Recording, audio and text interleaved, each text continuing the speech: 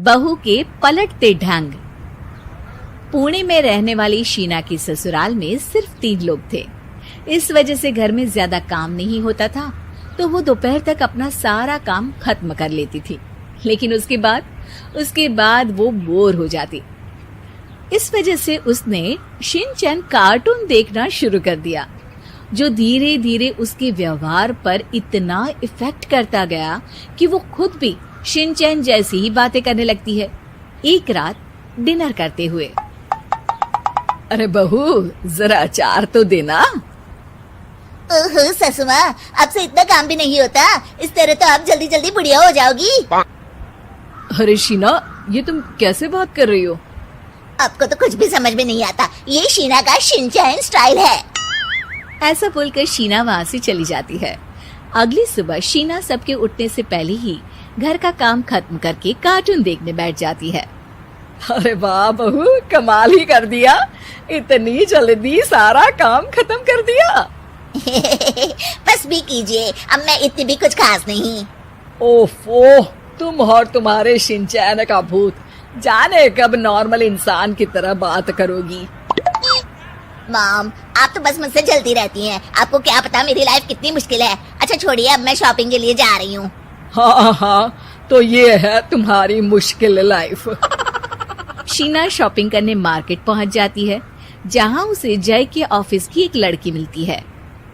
Hello, आप जय की वाइफ है ना?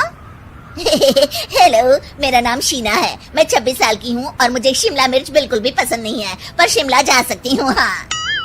शीना की बात सुनकर लड़की आगे कुछ बोले बिना वहाँ से चली जाती है। कमाल है, आजकल के बच्चों को इंटेलिजेंट लोगों से बात करना आता ही नहीं। शीना शॉपिंग करके घर वापस आती है, जहाँ सास और जय साथ बैठकर आइसक्रीम खा रहे होते हैं। मैं कितने मतलबी लोगों के बीच रह रही हूँ।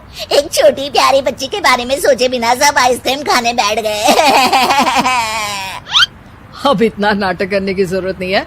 तुम्हारी आइसक्रीम फ्रिज में रखी है, खा लो। आइसक्रीम, मैं आ रही हूँ। इसी तरह दिन बीतते हैं। अभी तक तो घर में सारे लोग शीना की हरकतों से परेशान हो चुके होते हैं। एक शाम उनके घर पड़ोस के अंकल आते हैं, जिन्हें देखते ही शीना बोल पड़ती है। हेलो अंकल, आज आप यहाँ? ये कह रही है आप यहाँ बैठिए, हम अभी आते हैं। ऐसा बोलकर शीना की सास उसे लेकर रसोई में चली जाती है। अरे वो तुम्हारी पापा की उम्र के हैं, उनकी इंसल्ट तो मत करो। आपको तो बस अपनी ही खुशी दिखाई देती है। शीना के ऐसे बोलने पर सास हैरान रह जाती है और शीना बाहर आकर अंकल से कहती है, तो अंकल, आज आप क्या लेने आए हैं? या फिर बस सासू माँ को देखने का बहाना चाहिए? वैसे ये इतनी भी अच्छी नहीं है, पूरा समय मुझे डांटती रहती है और कभी कभी तो खाना भी नहीं देती। अंकल हैरानी से उसकी ओर देख रहे हैं। तभी उसकी सास वहाँ आती है। अरे शीना, इतना झूठ मत बोलो, मैंने कब तुम्हें खाना नहीं दिया? अरे ऐसा बोलोगी तो तुम्हें आज रात का खाना सच में नहीं मिलेगा। देखा, मैंने कहा था ना, बच्ची पर जुल्म करती है। आप मुझे अपने घर ले चलो अंकल। इस तरह दोनों सास बहू में तू मैं शुरू हो जाती है, जिसे देख अंकल तो डर कर भाग जाते हैं, लेकिन वो दोनों चुप ही नहीं होती। रात को जय के घर वापस आने पर सास उसे शीना की सारी बात बताते हुए कहती है, अरे इसके सर से कार्टून का भूत तो उतारना ही पड़ेगा। मौका या वक्त कुछ देखती ही नहीं, बस बकवास शुरू कर देती है। बात तो आपकी सही है, पर क्या करेंगे? अरे कार्टून देखकर ऐसी बनी है तो इसकी कार्टून ही बंद कर दो। हाँ, कार्टून बंद करके कुछ समझदारी वाली चीजें दिखाते हैं। जियोग्राफी दिखाना शुरू कर दो ना, क्या पता कुछ अकल आ जाए। हाँ, नाइस आइडिया माँ। इस पर जय केबल टीवी पर ज्योग्राफी छोड़कर बाकी सारी चैनल बंद करवा देता है, पर शीना भी किसी से कम नहीं होती। ओहो पतिदेव, अपने आप को बहुत स्मार्ट समझते हो। शीना मोबाइल पर YouTube ऑन करके उस पर शिनचैन देखने लगती है। शीना की इस स्मार्टनेस को देखकर जय तो बेचारा सर खुजलाता ही रह जाता है। हमने इसे जरूरत से ज्यादा अंडर एस्टिमेट कर दिया, अब क्या करें माँ? अरे इंटरनेट बंद करवा दे बेटा। शीना को कार्टून की दुनिया से बाहर निकाल वापस इंसान बनाने के लिए अब जय इंटरनेट भी बंद करा देता है, जिससे शीना परेशान हो जाती है। सब मेरी खुशी से जलते हैं, पर अब क्या करूं? शीना सोच में पड़ जाती है, लेकिन कोई आइडिया नहीं मिलता, जिस पर मजबूरी में वो ज्योग्राफी देखना शुरू कर देती है। लगता है अब कुछ ही दिनों में इसके सिर से शिनचैन का भूत उतर ही जाएगा।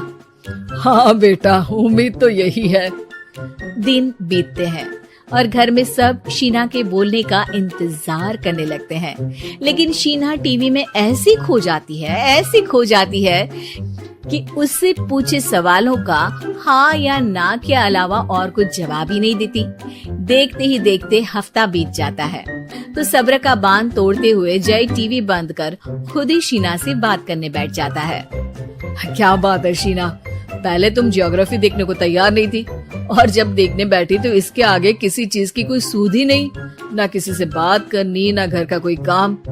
अरे माँ कब तक अकेले सब कुछ संभालेंगी? अभी भी तुम्हारे सर से शिनचैन का भूत उतरा कि नहीं? जब मादा भालू नर भालू से बात नहीं करती, तो वो उनका ध्यान अपनी तरफ आकर्षित करने के लिए बिल्कुल यही हरकत करते हैं। तुम नर भालू हो। शीना के ऐसा बोलते ही जय और उसकी मम्मी एक दूसरे की तरफ देख सर पकड़कर बैठ जाते हैं।